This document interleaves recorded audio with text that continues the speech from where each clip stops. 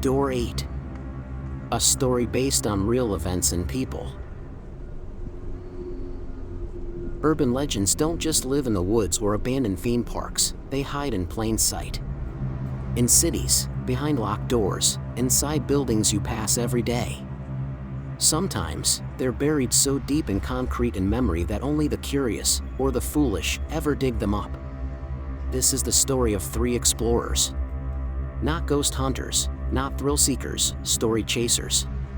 They called themselves Creep Week. And the place they chose for their final episode wasn't just abandoned, it was watching.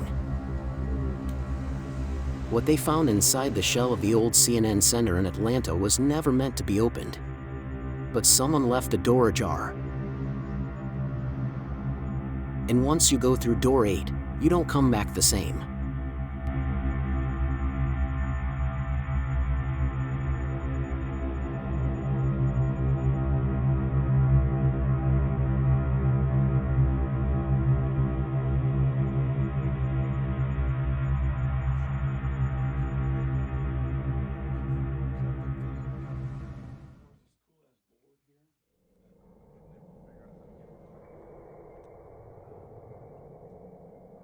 Chapter 1: Signal in the Static. The CNN Center had been dead for years. Once a humming nerve center of media power, now it lay abandoned, hollowed out like a ribcage of broken glass and steel. Most Atlantans walked past it without a second glance. The tourists who came to see Centennial Olympic Park only whispered about the place, warning of trespass tickets and urban legends. But for the trio behind the Creep Week YouTube channel, it was the kind of place they lived for. Russ, the oldest of the 3, had worked security in a previous life and had the calm nerves of someone used to crisis. Brendan was the adrenaline junkie, the one who'd scale elevator shafts and tightrope over decayed rafters to get the best shot. Danny, the youngest, was the tech mind, a master of blueprints, digital forensics, and hacking obsolete systems. Together, they explored the ruins of forgotten America. Their audience had steadily grown, from a couple thousand subs to nearly 100K. But growth meant escalation. It meant stories. And CNN Center had a story. Danny first heard about Door 8 on a defunct security forum. It was a single post, blurry screenshots of a security terminal from inside CNN. The thread claimed the access control software still ran deep inside the building and kept pinging an 8th door that didn't exist. The post was only up for 10 minutes before being deleted. Chapter 2: The Approach. The trio slipped in through a breached loading bay after dark, avoiding motion lights and security patrols. They wore headlamps, carried GoPros, and lugged a rolling Pelican case with backup batteries, laptops, and sensors. Brandon whistled. "Man, this place gives me a weird feeling tonight." "That's because it's almost Halloween," Danny said. "The veil is thinning." "Don't start," Russ muttered, sweeping his flashlight across a broken food court. "We've got work to do." They moved up through abandoned halls, past smashed souvenir stands and empty broadcast sets. Danny guided them with a digital blueprint on his tablet. The elevators were dead, but the stairs still held. At level 13, they found the old security operations room. A maze of burnt-up monitors and broken chairs greeted them. But in the far corner, buried under a tarp, they found it, a still-powered Dell server rack, humming like a heartbeat. Danny's eyes lit up. He booted the terminal. SDS version 4.4, the secure door software interface, blinked to life. A list of doors appeared, door 1 through door 7. Green. Locked. Secure. And below them, door 8, status, alarm. Location, unknown. Brandon leaned in. "What the hell?"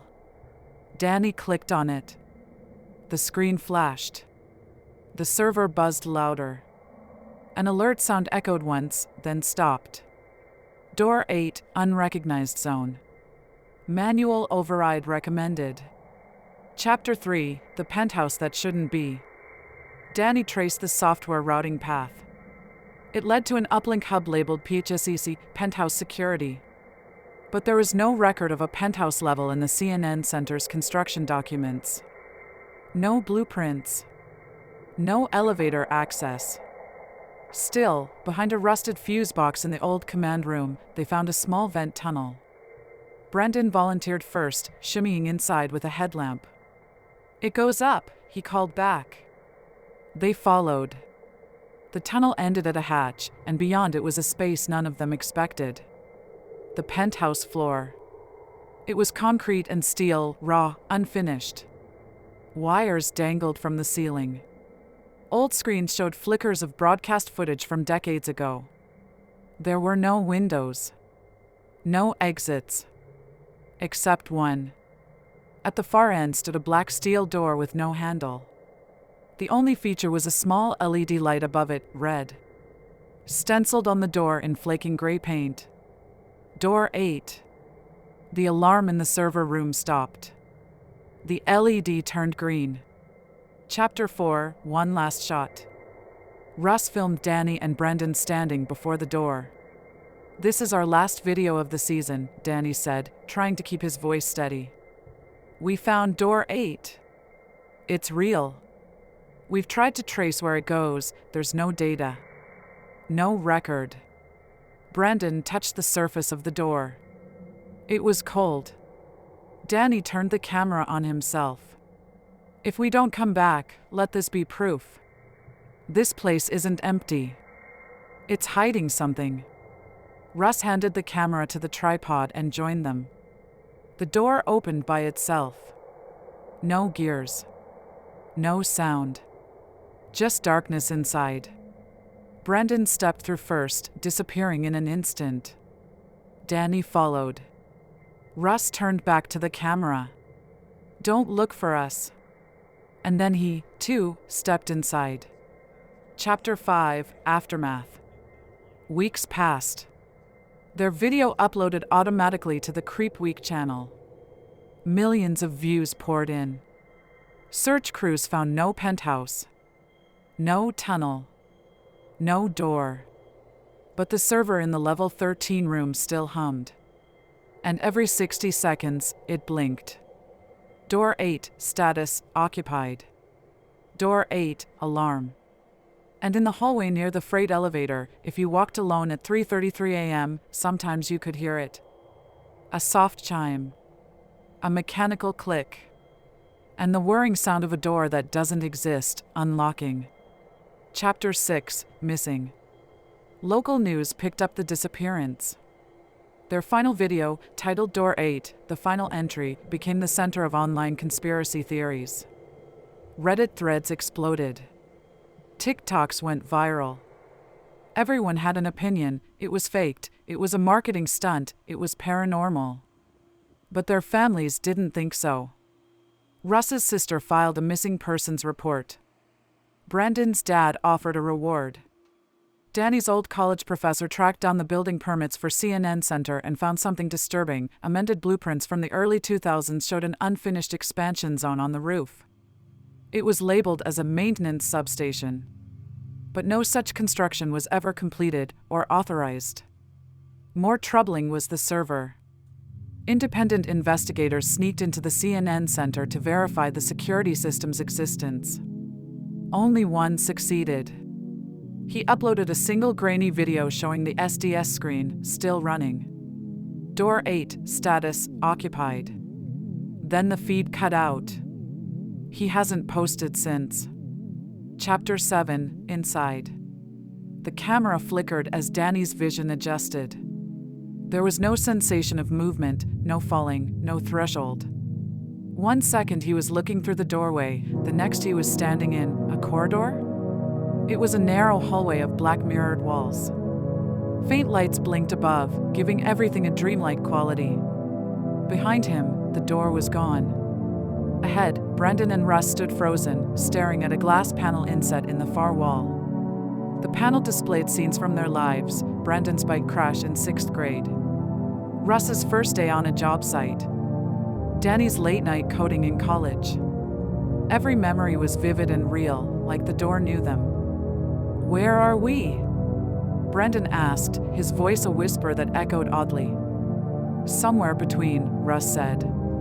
Ahead, the corridor split into 3 paths, each marked only with a blinking triangle. The lights began to pulse faster. "Guys," Danny said, "I think we're not supposed to turn back." Chapter 8, The Archive. Brendan took the left path. The corridor curved, not like architecture, but like memory, fluid, drifting. The walls pulsed with shifting images, none of which he could fully focus on. He pressed his hand against the surface, and a memory not his own flickered past, a man in a gray suit, sobbing inside a locked dressing room. His breath caught. He kept walking. At the end of the hallway was a room. Or maybe a vault. It was circular, lined with floor-to-ceiling shelves. Thousands of tapes.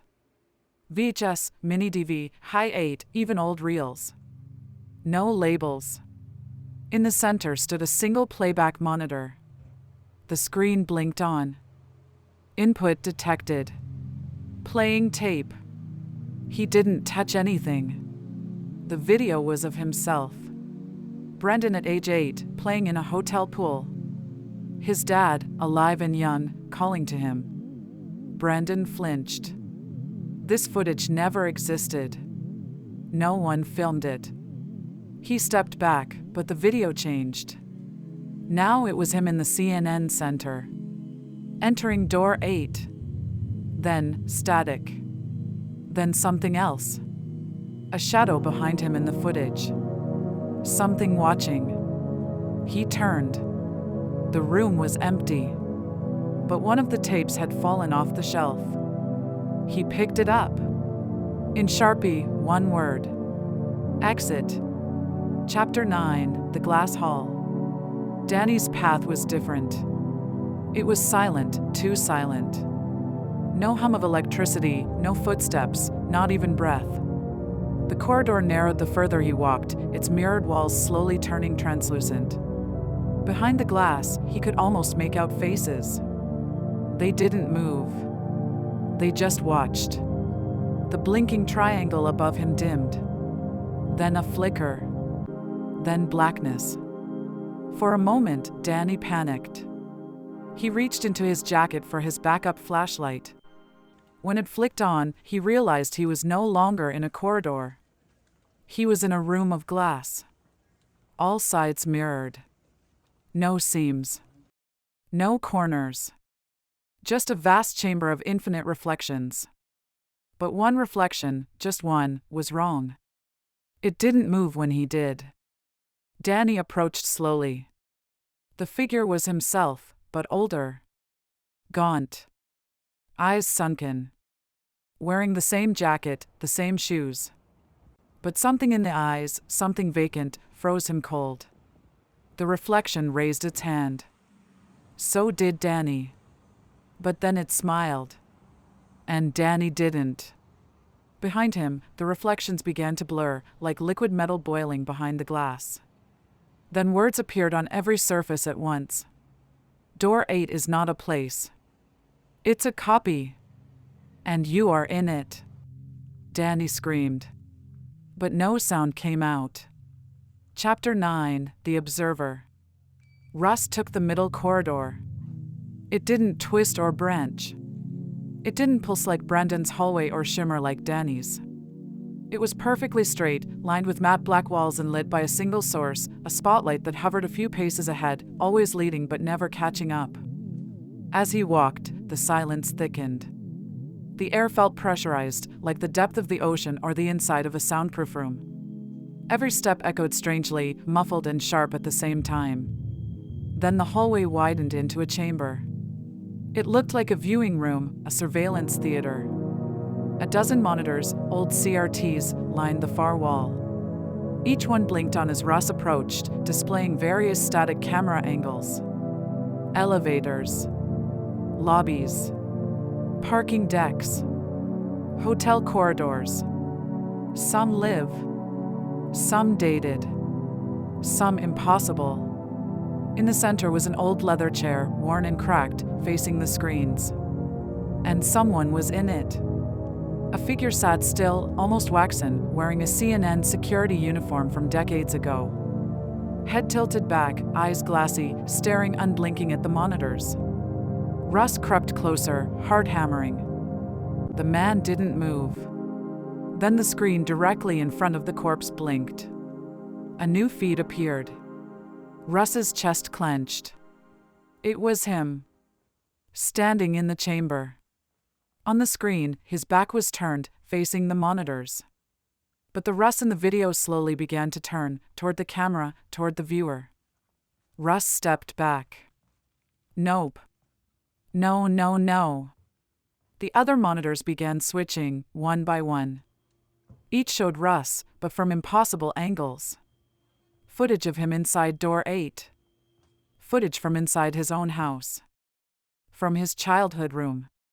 From inside his tent during their creep week, Smoky Mountain shoot. All perfectly shot. All impossible. Then the corpse in the chair turned its head, slowly, mechanically, toward Russ. Its mouth opened. No sound came out. Just a timestamp printed on its tongue. 8 hours, 8 minutes, and 8 seconds. The monitors shut off. The chamber went dark. And behind him, Russ heard the sound of a door creaking open. Only, there wasn't a door when he entered. Chapter 9, The Tape That Shouldn't Exist. Brendan held the VHS tape like it was something radioactive. The word exit was scrawled across it in trembling black ink, fresh, as if written seconds ago. But the tape itself looked ancient. It smelled of mold and melted plastic. A thick, static hum filled the air as he turned back toward the playback station. The screen was still lit, the previous footage now frozen mid-frame, his younger self laughing in the hotel pool. He reached toward the old VCR slot and gently ejected the current tape. The moment he inserted exit, the lights in the room dimmed. Every monitor lining the circular vault switched on at once. They all showed him, from every angle, over the years, over the decades, over places he'd never been. Footage from dreams he never remembered having. One screen showed him climbing out of the vent in the CNN Center penthouse. Another showed him lying in a hospital bed, as if something had gone wrong. Another was just static. Then the main monitor played the new tape. Black screen. A long pause. Then the date, March 28, 2032. Brandon James Ellis. Location, unknown. Subject, self-awareness response, cycle 3. He stared in confusion. 2032? That was 7 years in the future. Then a voice came through. His own voice, but older. Weary. Hollow. This is cycle 3. If you're watching this, it means the door reset again. You need to know the truth before you go deeper. The exit is not out. The exit is forward. The screen cut to white. Then back to black. Door 8 doesn't keep you inside. It keeps something else from getting out. There was a distortion in the audio, like something scratching from behind a wall.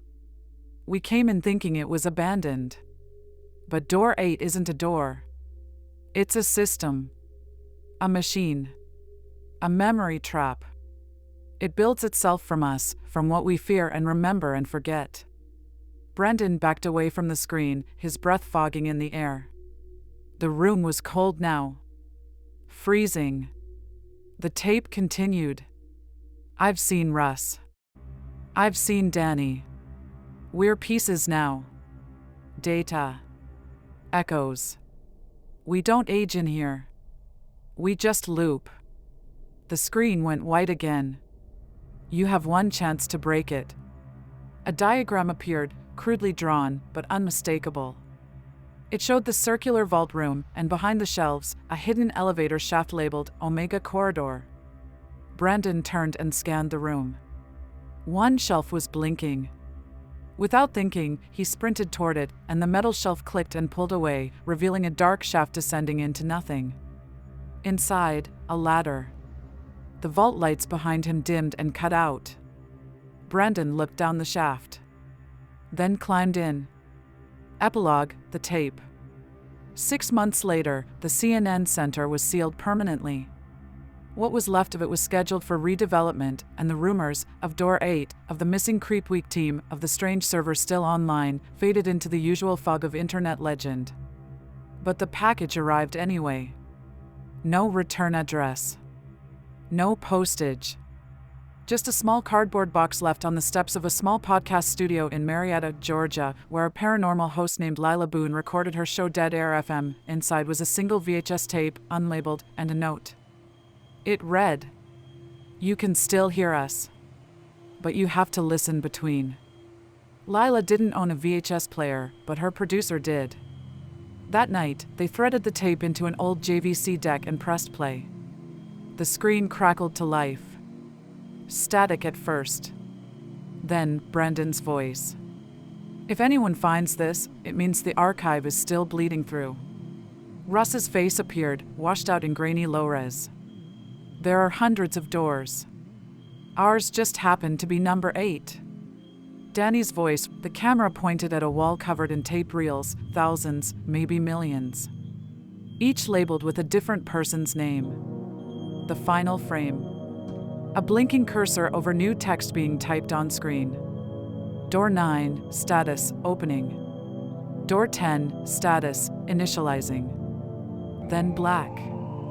Lila never aired the footage. But that didn't stop the Creep Week subreddit from going into overdrive. Someone claimed they could enhance the last few frames and make out a figure in the background, tall, robed in shadow, watching from a threshold beyond the archive. Others said it was fake.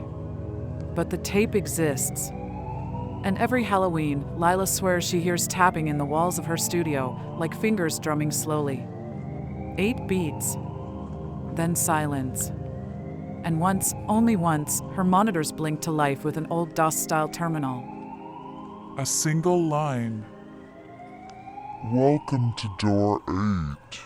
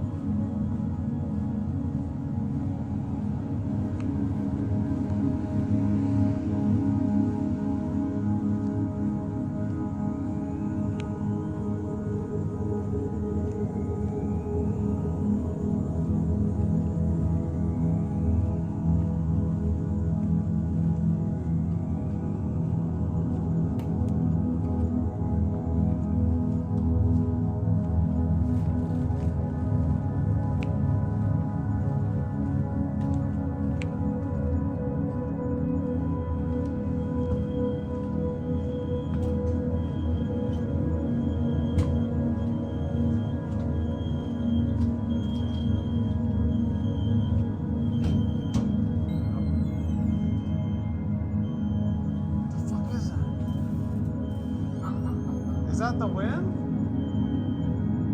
That'll be the wind, because I'm going to run. Do you hear it?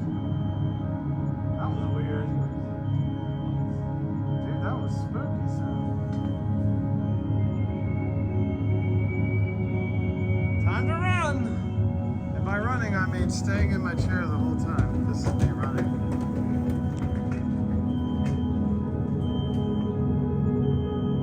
Is that a, what do you call the female, screaming ghost thing? No, the,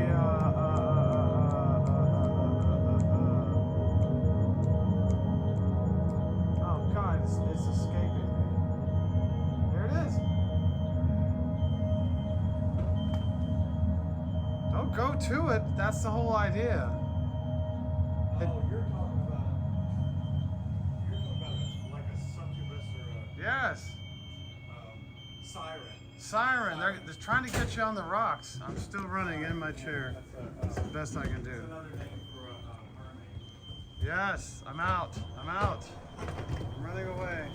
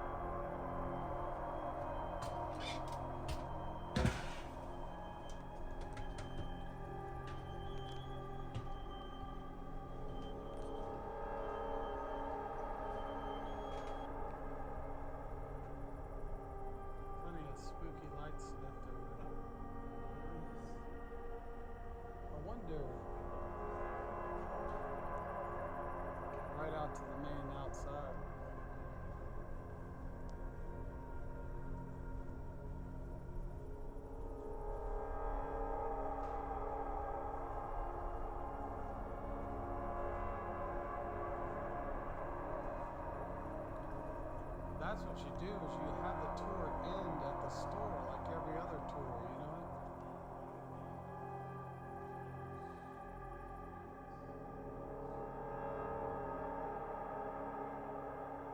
It was cool back in the day.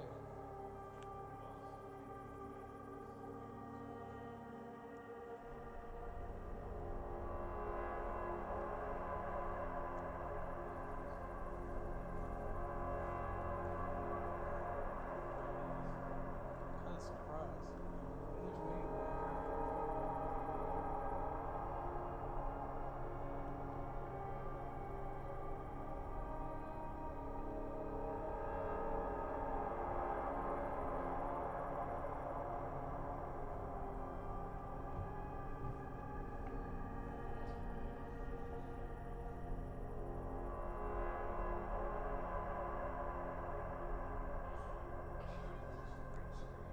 The weather part was over here, wasn't it? That's so cool. Look at the lighting and the flickering. Yeah.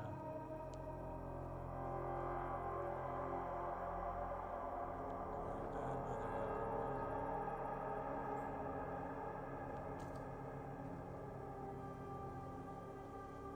Buzzing transformer, it all fits.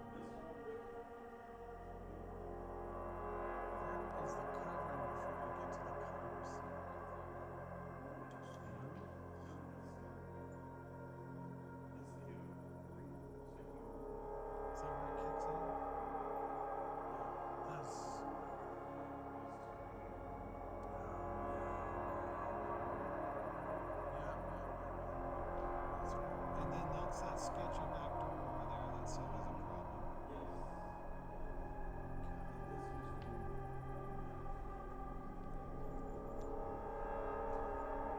And then you come down those stairs. So that's right. Yeah, I would see little heads going by right there. Yeah. And then look at the. Oh, I'm ready to see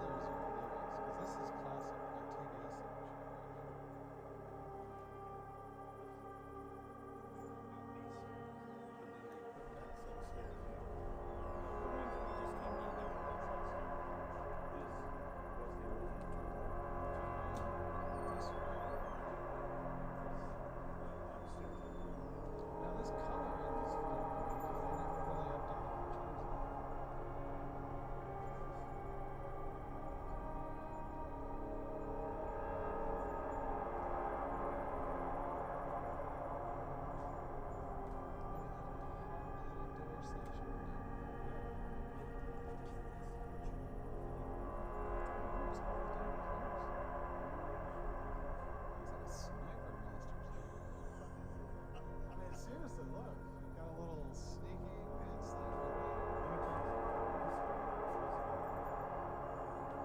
I had to get out there for some reason. So I said, bring it. And you will get a quad if you ask for it. This is like a maintenance point to get to what you actually see or something.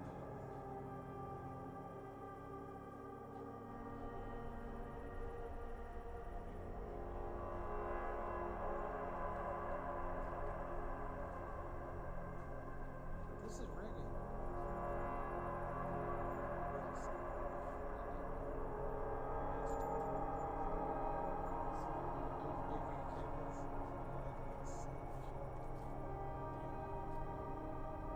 Cable wrap too. Oh,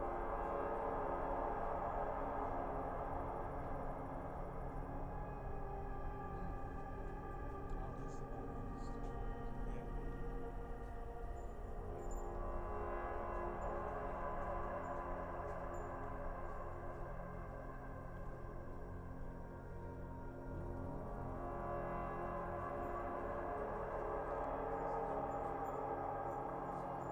is about that is terrible. This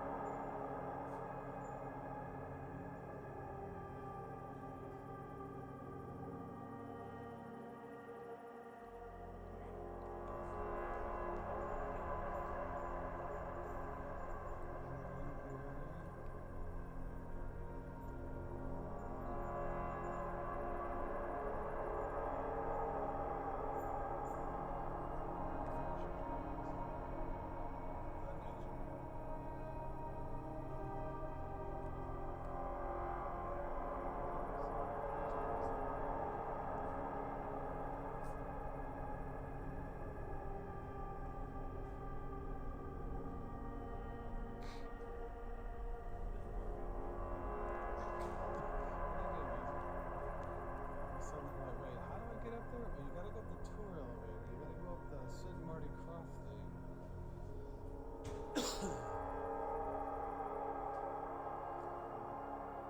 And there's your control.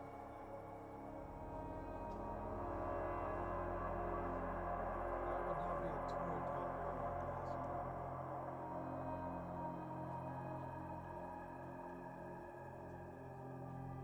Master control. 26, 3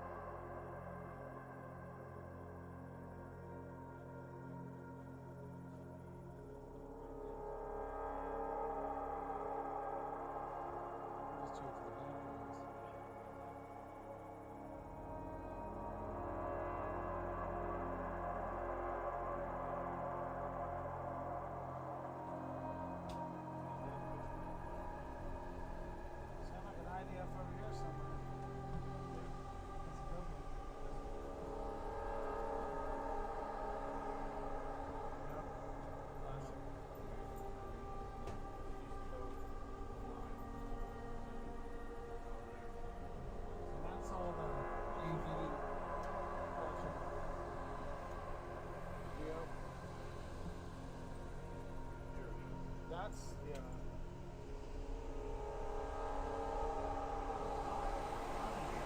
That was 6,500.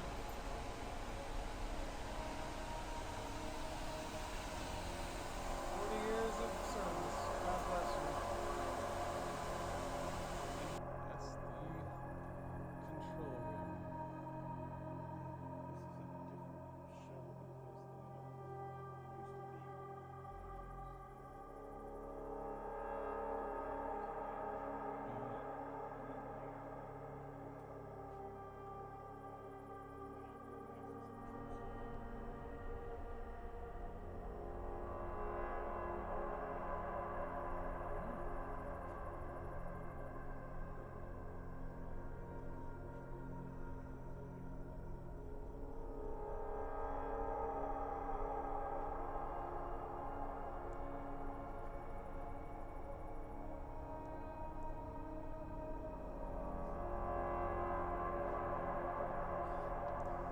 Looks like it. Oh, that's the main feed. Like this is the big output. I thought that. There's the manual for this crap.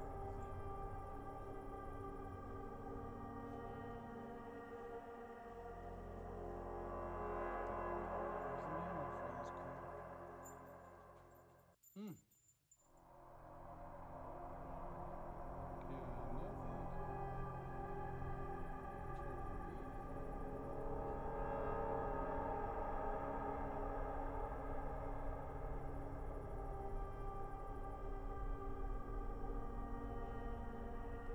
Control B. So that is just the view from the outside there. And then what happens if you go out this exit door? You just go right off the edge? Oh no. No, it sure feels like it though. No, you're Yo. back into the Oh, yeah, this is the big side.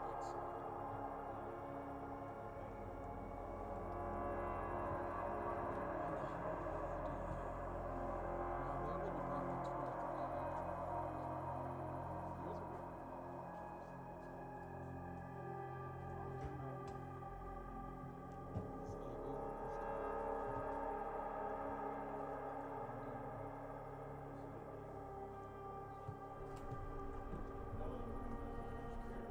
looking stuff. Just another air handler. That's it. Big old lever. And it is now Just on air.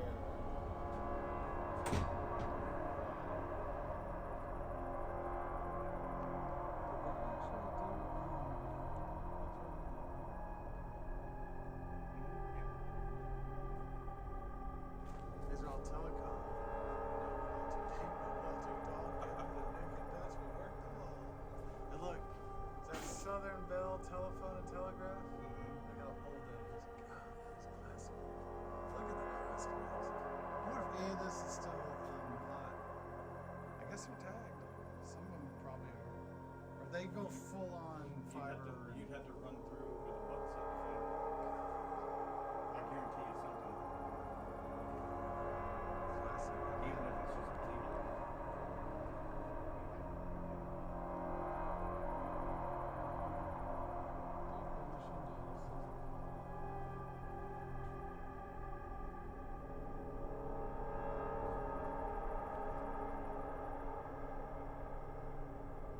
Right, there's nothing in that location.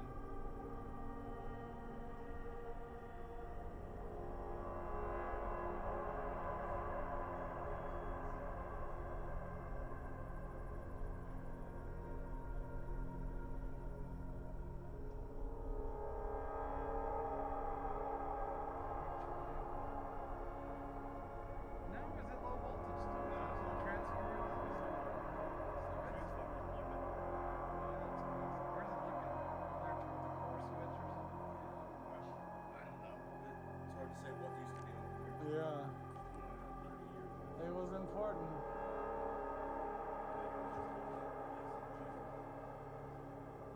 Man, ancient history.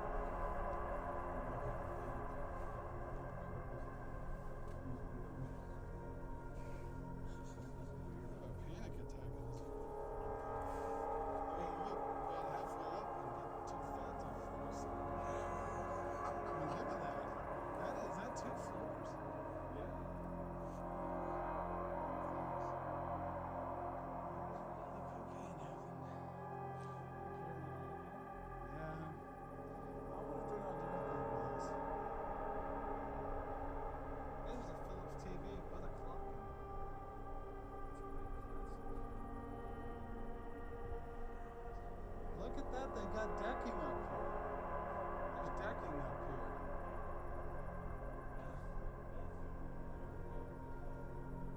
How about don't walk out on there? That's a real bad idea. Jeez. There's still a bunch of office crap in here. Yep. So this is where all the... Oh my god, there's like a damn garden tub in here.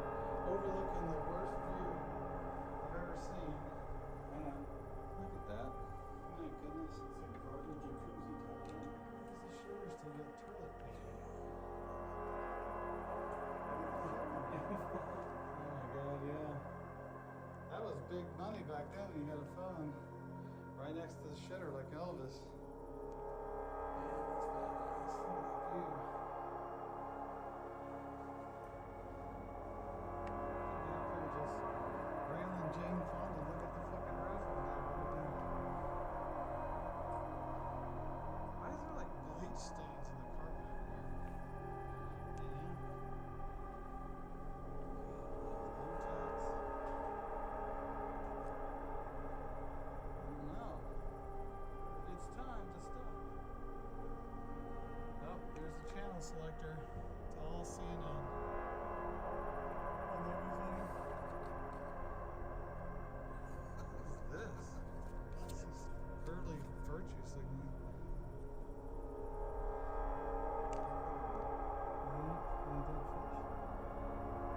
So where's the pump set down there? Man, this is wild stuff.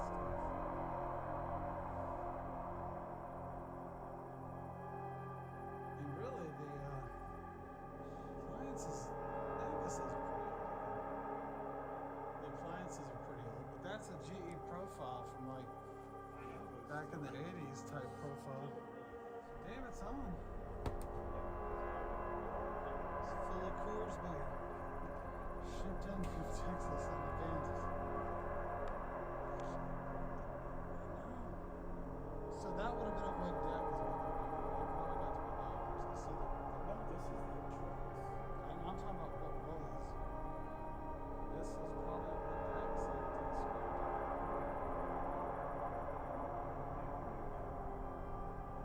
They're taking it back.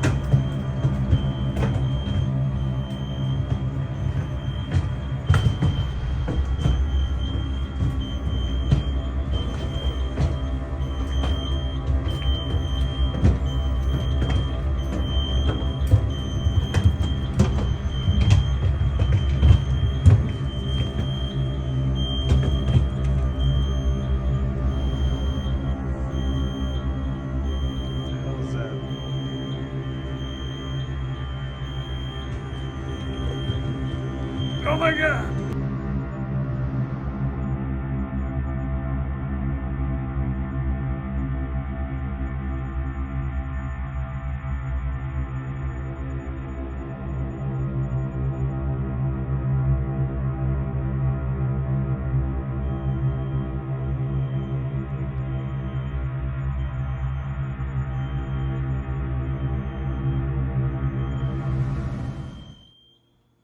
Epilogue. Years passed. The channel stayed dark. No new uploads. No final update. Just silence. The world moved on, like it always does. Urban explorers came and went. New names. New mysteries. And Door 8 became what all legends eventually become. A ghost story buried in the algorithms. Pause. A faint ticking sound begins. But then, on the 3rd anniversary of their disappearance, Creep Week went live. No warning. No title. No description. Just a single blinking thumbnail. A grainy hallway. Still. Silent. Waiting. Tens of thousands clicked in. Soft VHS hiss rises beneath. The footage was simple. A corridor. Flickering lights. Echoes of footsteps. And then, 3 shadows. Moving toward the camera. Beat. Russ. Brandon. Danny. But older. Eyes hollow. Expressions wrong. They stared into the lens, silent, for nearly a full minute. Then, static. The screen went black. And one line appeared. You opened it. Now it remembers you. Silence. Then a slow swell of low tone. The next morning, the Creep Week archive was gone. Every video. Every comment. Every trace. Scrubbed. Some tried to recover the footage. No luck. Beat. But they say, if you visit the new hotel where CNN Center used to stand, take the elevator to the 13th floor, even though it's not labeled, and press both call buttons at exactly 3:33 a.m. The lights will flicker, and in the mirrored steel of the doors, for just a second, you'll see your reflection, walking in, but not walking out.